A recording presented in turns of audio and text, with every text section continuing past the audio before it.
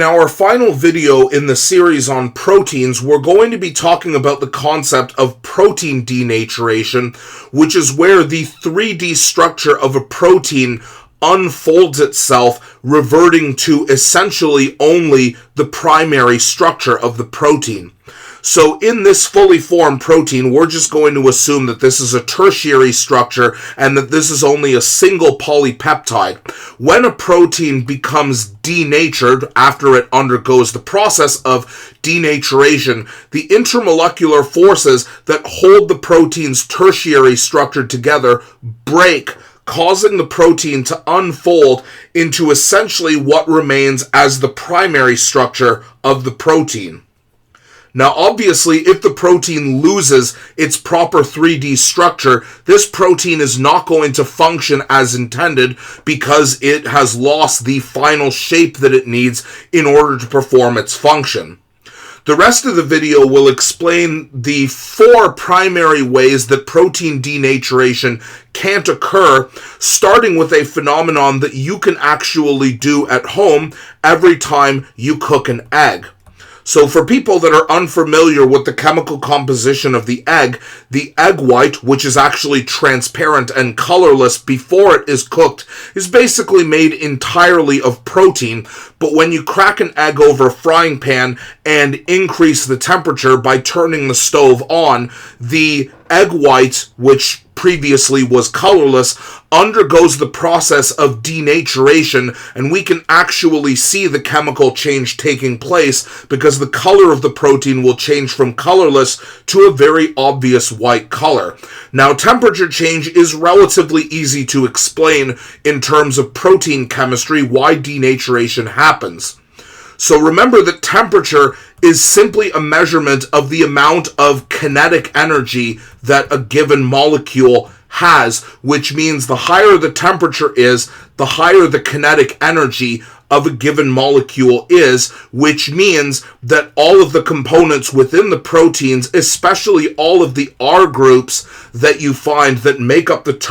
tertiary structure, are going to start moving faster. And when they start moving faster, the R groups, which we can demonstrate here. So let's say that we have a basic R group on this part of the backbone here and an acidic R group on this part of the backbone here. Now, when this tertiary structure begins to move faster, the 2 R groups that hold this section together through an ionic bond are also going to move farther away from each other as the protein literally shakes itself apart because of having such a high kinetic energy. And as this happens, as these 2 R groups move farther apart, the intermolecular attraction that holds them together is eventually going to get weaker, and after the temperature gets high enough, usually full denaturation occurs in the human body anyway,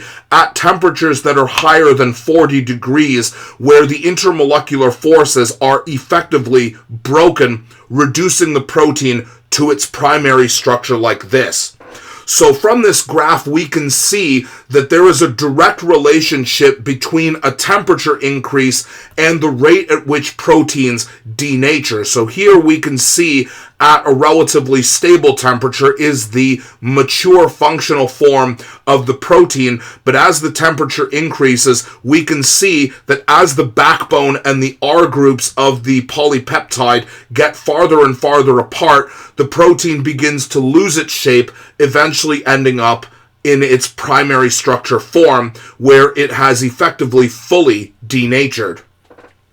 Now, the remaining ways that you can denature a protein all involve disrupting the intermolecular forces, but not in the same way as temperature would. For example, if you were to drop an egg into extremely concentrated acid, meaning that we have a very high concentration of H3O+, or extremely concentrated base, where we have extremely high concentrations of OH minus, you can also get denaturation to occur. And this is easiest to see if we actually take a look at the intermolecular forces that hold a single alpha helix together. So let's say that at this part of the backbone we have a positively charged pole that is attracting to this side of the backbone that has a negatively charged pole. Now let's, for the sake of argument, introduce some strong acid into this situation here. So we're going to drop an H3O plus molecule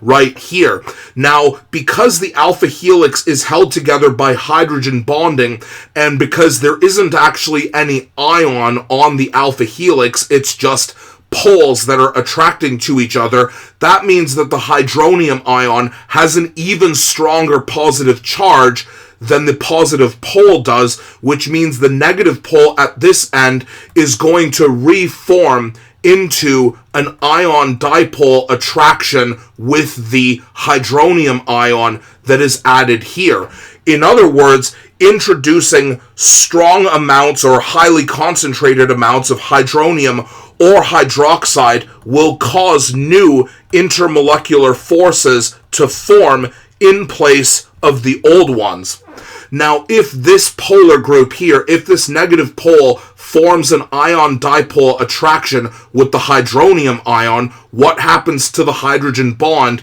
that it had here? Well, in this case, this hydrogen bond would not be there, meaning that the old intermolecular forces will actually break, causing this alpha helix to fall apart in the presence of large amounts of hydronium.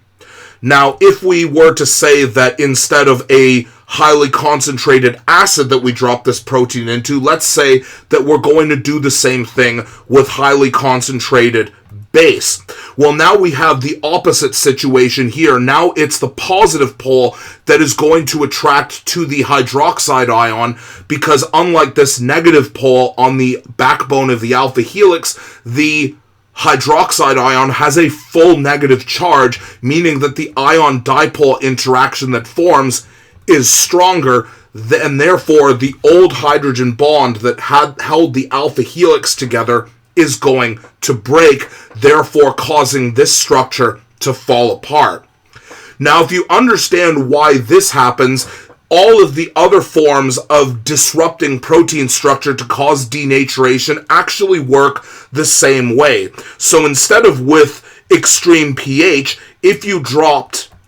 a protein into a very high concentration of salt, we have effectively the same situation. So if we use NaCl here, high concentrations of Na plus will do exactly the same thing as high concentrations of hydronium, because you're taking a strong positive charge that can disrupt the hydrogen bonding within the protein structure, and likewise a high concentration of Cl minus will do the same thing as a high concentration of hydroxide, and that mechanism is causing the old intermolecular forces, usually hydrogen bonding, to break by replacing them with newer, stronger intermolecular forces that form between the ions we introduce and the polar groups that we find on the surface of the protein.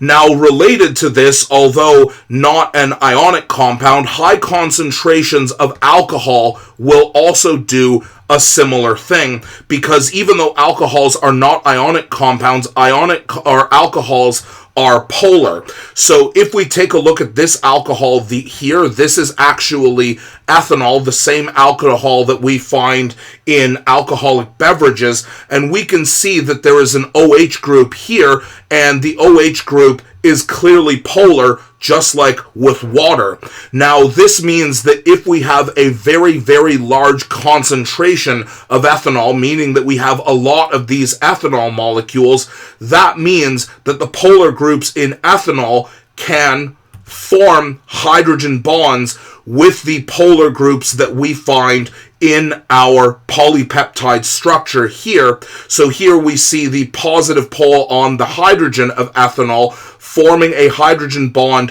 with one of the negative poles on this amino acid here, and likewise the negative pole can form an interaction with this positive pole here. And likewise we can see the same thing happening with this ethanol molecule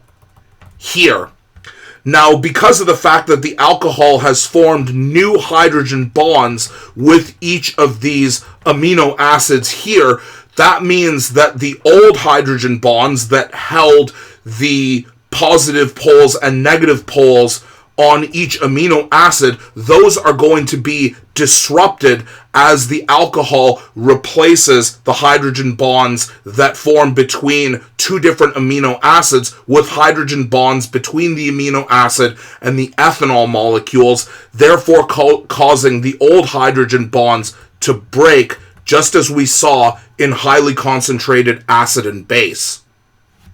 This concludes our video series on proteins. In order to test your knowledge and understanding of proteins, you can take a look first at this case study here, which is analyzing a specific digestive enzyme that we find within the mouth. And after that, you can take a look at these practice problems here and see whether you concretely understand the structure, chemistry, function, and denaturation chemistry of protein molecules.